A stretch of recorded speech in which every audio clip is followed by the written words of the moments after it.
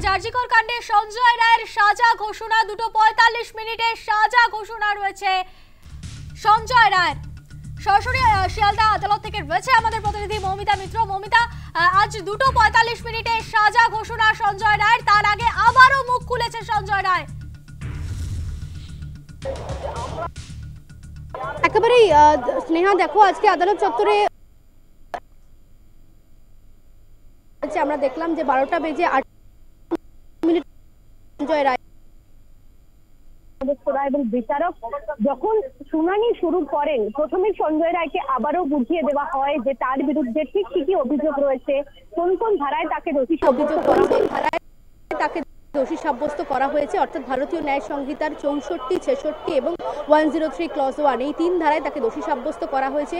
সেক্ষেত্রে তার ভিত্তিতে সঞ্জয় রায়ের সর্বোচ্চ শাস্তি হতে পারে মৃত্যুদণ্ড এবং সর্বনিম্ন শাস্তি হতে পারে যাবজ্জীবন কারাদণ্ড। সেক্ষেত্রে সঞ্জয় রায়ের কি বক্তব্য রয়েছে সেটা সঞ্জয় রায়ের কাছ থেকে জানতে চাওয়া হয় এবং বিচারক বলেন যে তিনি যা যা আদালতের কাছে পেশ করা হয়েছে, যা যা তথ্য সিবিআই দিয়েছে তার ভিত্তিতে এটা প্রমাণিত হয়েছে যে সঞ্জয় রায় অপরাধী, তার দোষ প্রমাণিত হয়েছে। এবং সঞ্জয় রায়কে দেখা গেল যে আজকে আদালত কক্ষে আবারও কিন্তু মরিয়া প্রচেষ্টা, নিজেকে আবারও নির্দোষ প্রমাণ করার একটা মরিয়া চেষ্টা দেখতে পাওয়া গেল। এবং আজকে যে তথ্য সঞ্জয় রায় বলেছে, হেফাজতে থাকাকালীন তাকে দিয়ে বেশ কিছু জিনিস লিখিয়ে নেওয়া হয়েছে, এরকম অভিযোগও কিন্তু সঞ্জয় রায়কে বলতে দেখা গেল। থেকে তদন্ত সিবিআই ছিল বেহালার জোকা ইএসআই হাসপাতালে, পরবর্তীতে তাকে নিয়ে যাওয়া হয় কমান্ড হাসপাতালে, পরবর্তীতে বিআর সিং হাসপাতালে তার শারীরিক পরীক্ষা হয়। যে এতগুলো হাসপাতালে তাকে নিয়ে যাওয়া হয়েছিল, কিন্তু আদৌ কি কোনো কিছু পাওয়া গেছে? কোনো কিছু তো পাওয়া যায়নি সঞ্জয় রায়ের বক্তব্য অনুযায়ী। এবং তাকে অত্যাচার করা হয়েছে, তাকে দিয়ে একাধিক সই করানো হয়েছে, বেশ কিছু লিখিয়ে নেওয়া হয়েছে, এরকম দাবি কিন্তু আবারও সেই অর্থাৎ সঞ্জয় রায় করে থাকে। সেক্ষেত্রে তার রুদ্ধভাবে অক্ষত রইল, সেই বিচারকের কাছে আবারও রেখেছেন সঞ্জয় রায়। তবে বিচারক যেটা বলেন, তিনি বিচার করবেন তথ্য প্রমাণের ভিত্তিতে, অর্থাৎ যা এভিডেন্স তার কাছে জমা পড়েছে তার ভিত্তিতেই তিনি বিচার করবেন। এবং সেই তথ্য প্রমাণ এটা বলে দিচ্ছে, সেখান থেকে এটা প্রমাণ হয়ে যায় যে সঞ্জয় রায় অপরাধী, তার দোষ কিন্তু প্রমাণিত হয়েছে।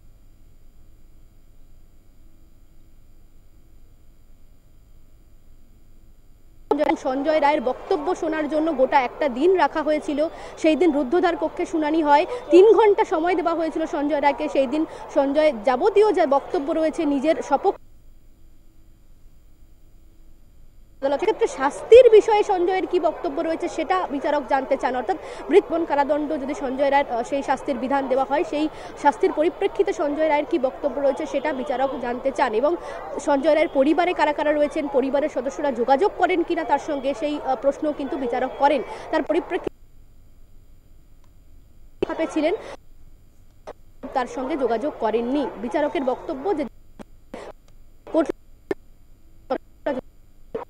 করতে পারতেন। এবং একই রকম ভাবে তোমাকে বলবো যে নির্যাতিতার পরিবারের যারা আইনজীবীরা রয়েছেন তারা কিন্তু একেবারে সর্বোচ্চ শাস্তির জন্য সওয়াল করেছেন, অর্থাৎ মৃত্যুদণ্ড, কিন্তু ডেথ পানিশমেন্টের জন্যই কিন্তু তাদের বক্তব্য যেটা একেবারে বিরলের মধ্যে বিরলতম অপরাধ। তরুণী চিকিৎসক, তিনি অসম্ভব মেধাবী ছিলেন এবং একজন প্রতিভাবান চিকিৎসককে গোটা সেই তার একটা অবদান ছিল সমাজের কাছে। এবং বাবা মা তারা সন্তান হারা হয়েছেন। সেক্ষেত্রে এই ঘটনায় যাতে একেবারে বিরলের মধ্যে বিরলতম ক্ষেত্রেও সেই নজিরবিহীন শাস্তি যাতে দেওয়া হয়, যেটা সমাজের কাছে একটা দৃষ্টান্ত হয়ে থাকে, সেই মর্মেই কিন্তু আদালতের কাছে আবেদন জানানো হয়েছে। এবং বিচারক বেশ কিছুটা সময় চেয়েছেন, 2:45 থেকে আবার পরবর্তী শুনানি হবে। এবং যেটা দেখা যাচ্ছে যে বারবার করে সঞ্জয় রায়ের এই যে নিজেকে নির্দোষ প্রমাণ করার যে মরিয়া চেষ্টা, এবং যেটা অভিযোগ এর আগেও আমরা দেখেছি সঞ্জয় রায় বারবার করে একাধিকদের বিরুদ্ধে অভিযোগ এনেছে হয়েছে যে পুলিশ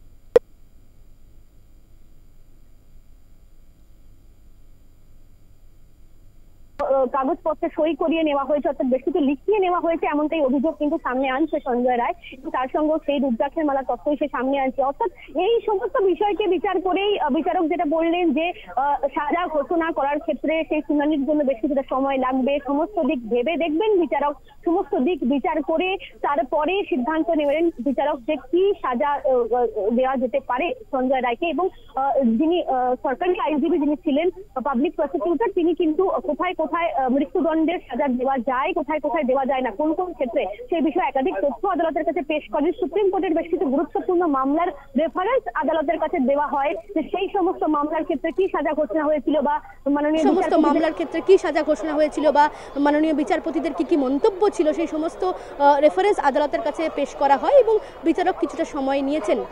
অর্থাৎ আজকে কিন্তু সঞ্জয় রায়ের কি পরিণতি হতে চলেছে সেটা আর কিছুক্ষণের মধ্যে স্পষ্ট হয়ে যাবে। কিন্তু দেখা যাচ্ছে যে শেষ মুহূর্তে এসেও সঞ্জয় রায় কিন্তু নিজের বক্তব্যেই একেবারে অনড় রয়েছে। অর্থাৎ প্রথম দিন থেকে যেটা বলে আসছে সঞ্জয় রায় যে তাকে ফাঁসানো হচ্ছে, সে এই ঘটনার বিষয়ে সেভাবে কিছুই জানে না এবং সে যদি এই কাজ করে থাকে তাহলে একাধিক এবং তথ্য প্রমাণের বিষয়টিও সে আজকে বলেছে যে বিভিন্ন জায়গায় তাকে বিভিন্ন হাসপাতালে তাকে মেডিকেল করাতে বা শারীরিক পরীক্ষার জন্য তাকে নিয়ে যাওয়া হয়েছিল, সেখান থেকে আদৌ কোনো তথ্য প্রমাণ পাওয়া গিয়েছে কিনা সেই তথ্য কিন্তু আজকে সামনে আনলো। এবং এর আগে আমরা সঞ্জয় রায়ের মুখে অত্যাচারের কোনো বিষয় কিন্তু শুনিনি।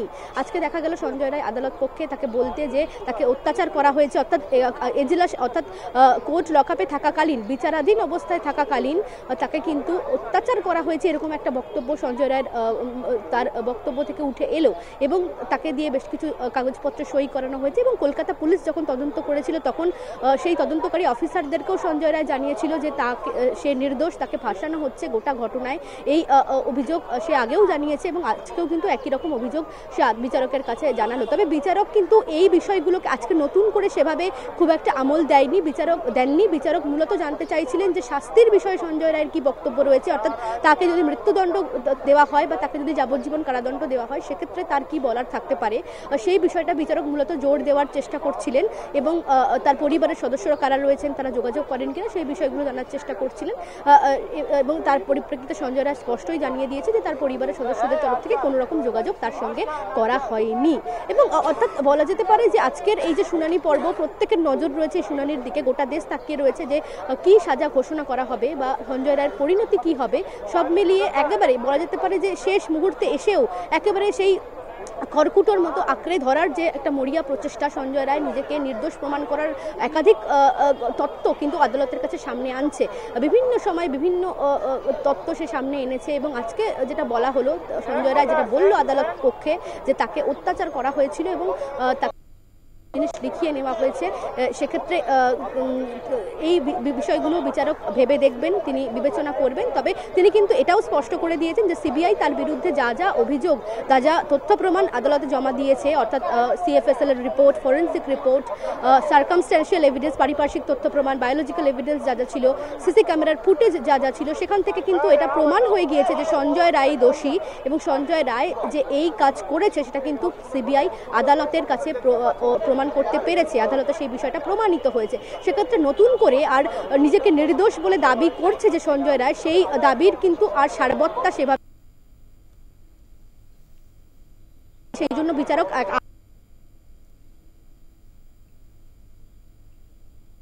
3.5 ঘন্টা সময় দেওয়া হয়েছিল সঞ্জয় রায়কে নিজের আত্মপক্ষ সমর্থনের জন্য, নিজের বক্তব্য আদালতকে জানানোর জন্য। সেই সময় যা যা সঞ্জয় রায় বলতে চেয়েছে বা বলতে চেয়েছিল, তার যা যা বক্তব্য ছিল সমস্তটাই কিন্তু বিচারক শুনেছেন।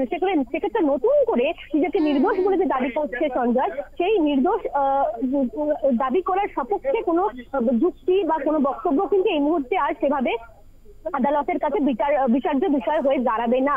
বিচারক জানতে চাইছিলেন সঞ্জয় রায়ের কাছে যে শাস্তির বিধান শোনার পরে, অর্থাৎ যাবজ্জীবন বা মৃত্যুদণ্ড, সেই বিধান শোনার পরে সঞ্জয় রায়ের কি বক্তব্য থাকতে পারে। আরো বেশ কিছুক্ষণ আমাদেরকে অপেক্ষা করতে হবে 2:45 টাকার পরবর্তী শুনানি, সেক্ষেত্রে বিচারক কি রায় দেন বা তার কি কি পর্যবেক্ষণ উঠে আসে সেটাই এখন দেখা। ধন্যবাদ মৌমিতা।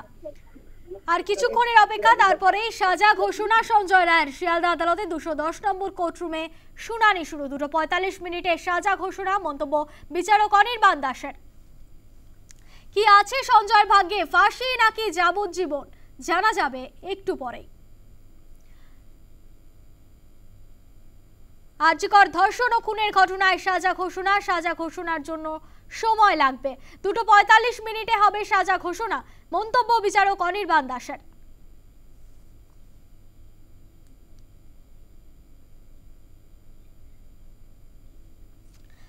আর্যিকর ধর্ষণ খুনের ঘটনায় আর কিছুক্ষণের অপেক্ষা, তারপরেই সাজা ঘোষণা সঞ্জয় রায়।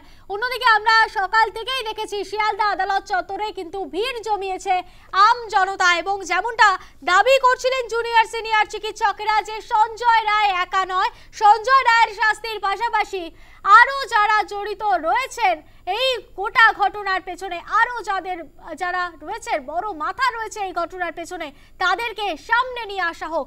ইতিমধ্যেই কিন্তু দেখা যাচ্ছে শিয়ালদা আদালত চত্বরে ভিড় জনতার। আর কিছুক্ষণের অপেক্ষা, তারপরেই সাজা ঘোষণা সঞ্জয় রায়। দুপুর 2:45 মিনিটে সাজা ঘোষণা, মন্তব্য বিচারক অনির্বাণ দাসের। শিয়ালদা আদালতের 210 নম্বর কোর্টরুমে চলে শুনানি। ফাঁসি নাকি যাবজ্জীবন, কি আছে সঞ্জয়ের ভাগ্যে, জানা যাবে আর একটু পরেই।